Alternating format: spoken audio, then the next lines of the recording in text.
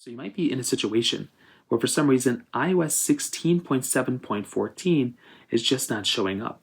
So maybe you're trying to go through and install this update, but for some reason it's just not showing up inside of your iPhone.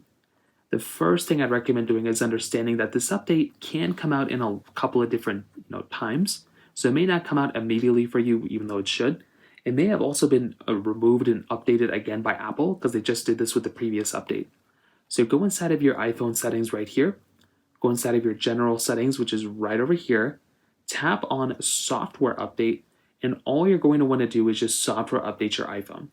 So this is by far one of the easiest things you can do. Try to refresh the page by going like this, and the update might actually end up coming up. If that still doesn't work, you might want to double check your internet connection. So go inside of your internet connection right here, go into Wi-Fi, which is right here, or cellular, and just make sure your Wi-Fi connection or cell connections are properly set up and you have them, enabled. If you don't, that's also going to be another problem you're going to run into there.